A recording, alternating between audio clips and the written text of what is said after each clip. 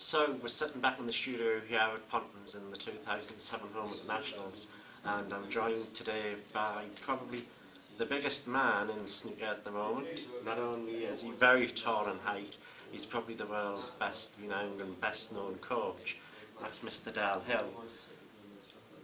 Dal coaches a lot of the high profile professional players, world champions to his name, and Dal's done an awful lot of work on coaching and development coaching, which we'll talk a little bit later. But it's nice to see you here, Dal. Welcome to the studio. Obviously you're here this week to take and pay close attention to the England boys as the England team manager. Yeah. I wonder if you can just give us a little update on how the England boys are performing at the moment.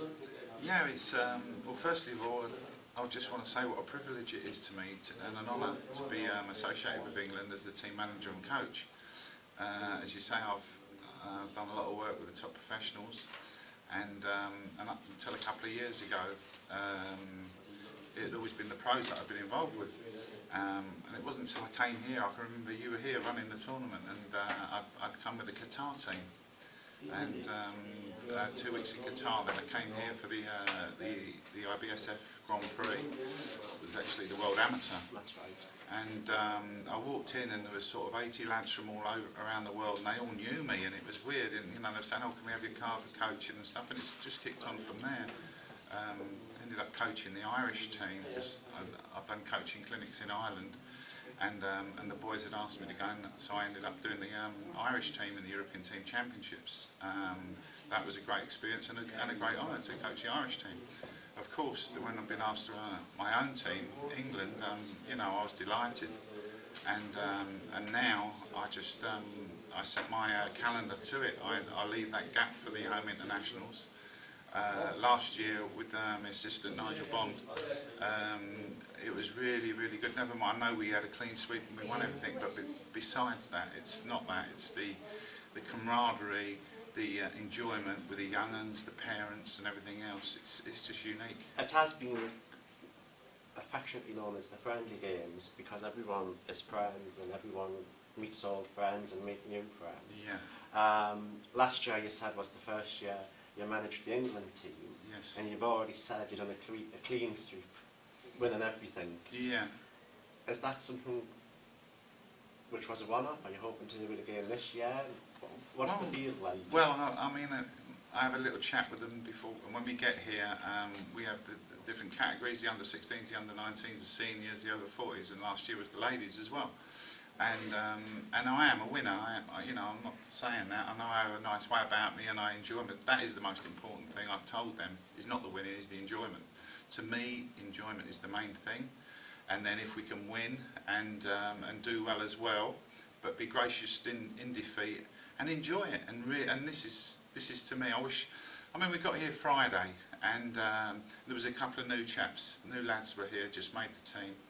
And we went out, and our chalets are all together with a green there. Right. So what happened? We got 4 chairs out, and we had a bonding game of football. Now at 55, they were putting balls over on my head. I had to get up there and make them, and it was brilliant. We had I was shattered, but it was really, really good. And in the end, what am I doing? I'm looking after the cream of English snooker, and they look up to me in more ways than one, physically and mentally. They look up to me, and it's because I was with Ronnie for so many years and winning with Graham Dot the World and all this, and they're going, "Oh well, we've got Dale," and it's just being appreciated, and that's my life anyway. And then the bonus is, of course, we go in the Queen Vic on an evening. There's a karaoke, and they're doing me Delvis, so you can't go wrong. But you can't go wrong, and I mean, you do have to see Dal doing an Elvis impression in the karaoke. Hopefully, at some point this week, we will try and get a camera into the Queen Vic, which is the local pub within the holiday centre here at Pontins, and I'm certain we will try and catch Dal. But back in snooker terms, Dal, you are a big figure. I have done a little bit of research, you know. You have so many world champions, you know, who you've Don't worked leave me with hanging, in the past. there's 2 of my boys here. 2 of the England boys just walk past there looking quite happy with themselves, so they've either just won or they're getting up to play there. What I was going to say, Dal, Graham Dott said you've helped him to reconstruct his game to such an extent that he won the World Championship. You worked with Peter Trier to win the World Championship. That's right. What is it with players? I mean, Do you do a lot of technical work with them, or do you look on the psychological side of the sport? Yeah, firstly, people used to think, I think our own Janie used to think that as well. I was a head man, and really, if a player's cueing well and seeing the ball and potting balls, his head's right because he's confident. Yes. And basically, I am technically a coach. The psychology side of it is, they say, well, you know, what am I about? It's usually application. We work on the game. Preparation. We do routines that I've always done, even with Ronnie, right the way through now.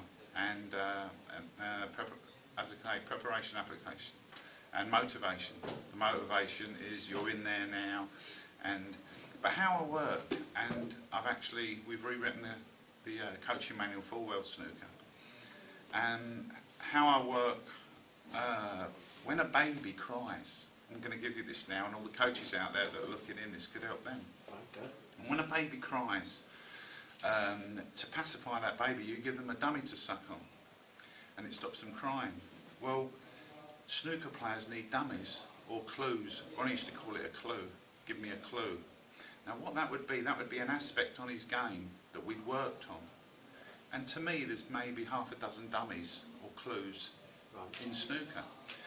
Now what you do, you give them, when the brain is empty and the demons are going in and they're struggling, all thoughts come into their head. And it's not really good for consistent snooker. So what we try and do is I give them dummies that suit them.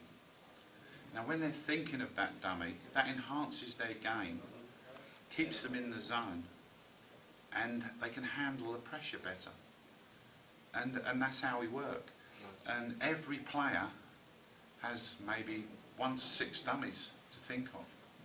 I just had young Wosley over for a week with Mitchell, come and stayed at the snooker farm, and give him his dummies. He went the following week to the Paul Hunter Pro-Am and got right through down on the dummy was working, you know. And it's a simple down on the dummy was working, you know.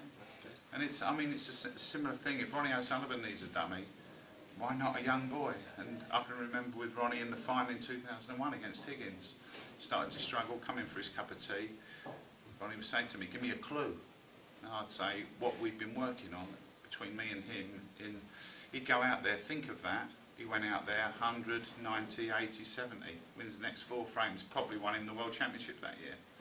But what he was actually doing, you can't be thinking, I pot this red, I pot the black, I'm on the next one, I'm in the next round. You cannot be thinking that. Yes. You must be thinking something then. And that's what's evolved with me over the years. And the clever bit, and what I'm trying to coach coaches to do now, is to find the dummies for the players. Everyone's unique. There's no one way of playing snooker, but there's certain, maybe half a dozen good habits. And the more good habits you have, the more chance you have being consistent. And basically that's what's happened. Now, one of the things everyone watching at home will be wondering to themselves is, do you deal only with the very high-ranked professional players, or do you coach, you know, amateur players? Do you coach at grassroots level?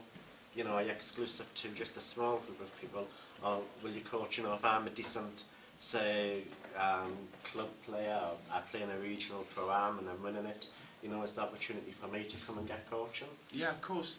I've just launched my website at delcoachessnooker.com.